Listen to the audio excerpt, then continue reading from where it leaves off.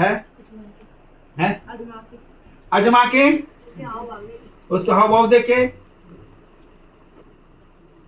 मुझे आप कैसे पता चलोगे कि मैं सच्चा प्रभु का सेवक हूं? आपने तो पहली बार देखा ना, मुझे पहली बार देखी मैं तो तुम कुछ नहीं भाई, वो सच्चा होला भी कि नहीं होला? हाँ बोलो, कोई बात नहीं है, ठीक है। सच्चाई को जानना, सच्चाई को पता करना, ये एक खास मुद्दा છે આમાં। आज को मुद्दा जो છે सच्चाई तय पता करना को कोच जो सच्चू चा दरबान का पिताजी कण के पता करला कि मेरो नौनु बिल्कुल सच्चो છે हैं? तुम तक कण पता चलो कि मेरी बुआरी बिल्कुल सच्ची છે। सच्चाई को पता चाय देना में नहीं लगदू छी, वो चाय देना छण ये खाना वो पता नहीं चलदू भाई, है ना। प्रभु यीशु नासरी को सच्चाई को पता नहीं चली। प्रभु यीशु ने अंधों ते आंख दे तभी पता न चली, मुर्दों ते भी जीवित करे तो अभी पता नहीं चली कि सचो है। और इन बहुत सारी घटना आप देखते छा कि प्रभु यीशु को जो छो कि बहुत लोगों ने बोली यो पागल छी, इन चेतन से बहुत सी बात वे मुर्दों ते भी जीवित करी, वे अंधों ते भी आंख देन, वे लगड़ों ते भी टंगड़ा देन, और सब कुछ जो कुछ छो सब कुछ करी। और तो क्या वे को सच्चाई को पता चल गया यहाँ से? सच सच बोल छो, तुम सच बोलो छो कि भेड़ों को द्वार में छो। हाँ जब मुझसे पहले ऐनी हाँ वे सब चोर और डाकू छे, हाँ परंतु भेड़ों ने उनकी नहीं सुनी। हाँ पहले पर क्यों मान छे कि हमारो जो चरवाहा छे वो कन चरवा होना चाहिए। आज सच्चाई को पता करना, आज हम सच्चाई को जानेंगे, ठीक है। कहीं हिंदी कहीं इंग्लिश दोनों पढ़ने सच्चाई ते हम आज पता करने की सच को छे। मेरू सच्चू नोनो कब बोले जालू दरबान तय दरबान कब सच्चा परमेश्वर, कब दरबान कब सच्चा होगा? आपका बेटा कब होगा बताइए? दरबान पिताजी को रोटी खिला रहा है, सब कुछ खिला रहा है, कोई इससे कोई पता नहीं चलेगा कि दरबान सचमुच में उनका बेटा है, या मैं अपनी मां से बोलूं या ये कोई बोले। पता कब चल दू जब हमने आखिर बताओ ये बात नहीं पड़ गई क्या लिखी द्वार में छो अगर कोई मेरे द्वार बेटी भीतर प्रवेश कर दो हाँ चलो हिंदी में पढ़ लो, कोई बात नहीं, तो उद्धार पाएगा और भीतर बाहर आया जाएगा। हाँ। और चारा पाएगा। चोर किसी और काम के लिए नहीं आता, हाँ।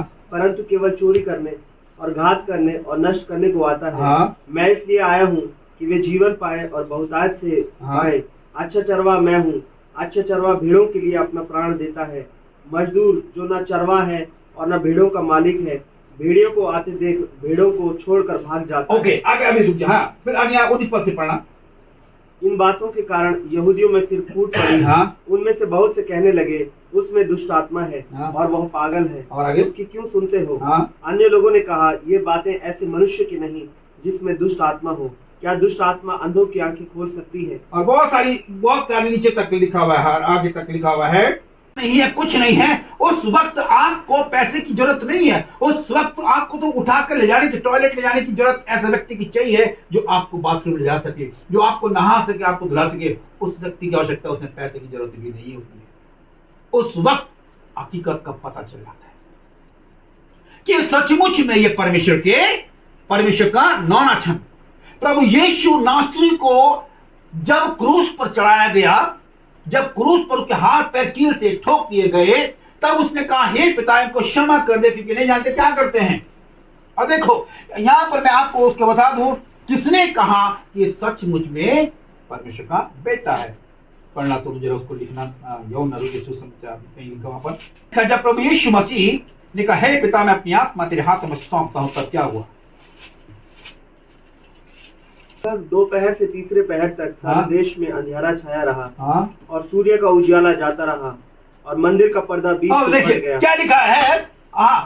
जब प्रभु यीशु नासरी ने कहा हे पिता मैं अपनी आत्मा तेरे हाथ में सौंपता हूं, ठीक है, तब क्या हुआ? मंदिर का पर्दा ऊपर से नीचे फट गया। उस मंदिर का पर्दा जिसमें केवल एक याजक यानी कि जो पूजा पाठ करता था वही उस मंदिर के अंदर जा सकता था। भाई किसी का और कोई हक नहीं था कि वो चला जाए, कोई और नहीं जा सकता था वहां। अगर कोई चला जाए तो वही खत्म हो जाता था। उस समय का ऐसा भयंकर रूल था।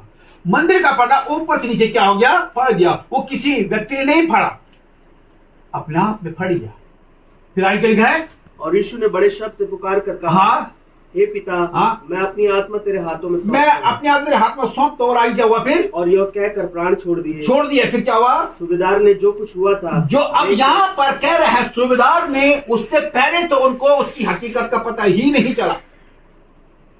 क्रूस में ठोक दिया, बुरी तरह से ठोक गया, वहां पता नहीं चला। लेकिन कब पता चला, आगे सूबेदार ने जो कुछ हुआ था देखकर परमेश्वर की बड़ाई की और कहा, निश्चय यह मनुष्य धर्मी था। और तब बोले कि सचमुच यो परमेश्वर को धर्मी व्यक्ति छो।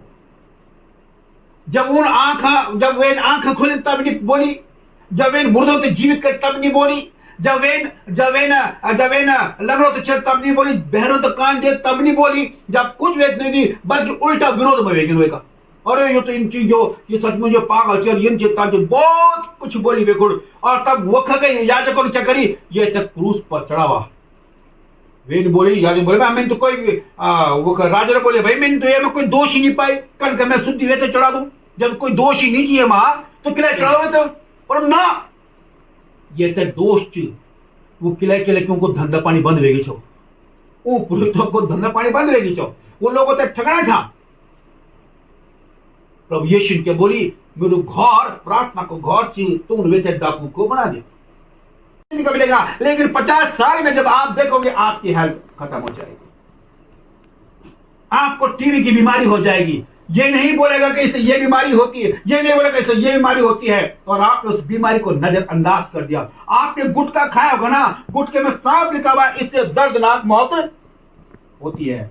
देखा आपने कभी ना, देखा होगा बच्चे तुमने, इससे क्या होती है, दर्दनाक मौत होती है। लोगों ने उससे दर्दनाक मौत को नहीं पढ़ा, उन्होंने ये भी लिखा है ये आपके लिए बहुत मगन है, बहुत आनंदित करेगा, ये आपको खुश करेगा, ये करेगा, मेंटल डिस्टर्बेंस दूर करेगा। ये कुछ नहीं लिखा हुआ है, क्योंकि वो जानते हैं, टेस्ट कर लो, एक चुटकी ले लो, उसके बाद देखो तुम क्या जबरदस्त बन जाओ। लेकिन वो झूठ है, वो सत्य नहीं है। और जो सत्य नहीं होता है, जो झूठ होता है, वो आपको बर्बाद करेगा। एक दिन नहीं करेगा, 2 दिन का। बर्बादी कभी एकदम से नहीं आती है, बर्बादी आपको धीरे धीरे धीरे धीरे करके समाप्त कर देगी। गुटखा खा के गले में कैंसर, जाओ कुछ दिनों के बाद मौत सामने आ जाएगी। डॉक्टर बोलेगा भाई अब हम नहीं बचा सकते हैं तुमको, अब कोई भी चारा नहीं है बचा सकता है। लेकिन प्रभु का धन्यवाद देते हैं, ऐसा भी परमेश्वर है जो आपको उस मौत से भी बचा देता है। एक भाई का कैंसर था, श्रीनगर में आया, पूरा कैंसर था। यहाँ प्रार्थना के लिए आया, रेगुलर प्रार्थना करते करते करते उसका कैंसर ही ठीक हो गया। आज अपनी दुकान चलाता है। तो क्या है, सत्य को ढूंढिएगा, सत्य को जानिएगा, बोलिएगा, प्रार्थना करिए, घर के अंदर प्रार्थना करिएगा कि हे पिता हमको सत्य परमेश्वर चाहिए, हमें सत्य की खोज में हो, मुझे बता सत्य कौन है जो सच की बात करता है, मैं उसके पीछे चलूंगा, मैं उसके पीछे चलूंगा। और जो सत्य के पीछे चलता है वो कभी भी धोखे पर नहीं रहता।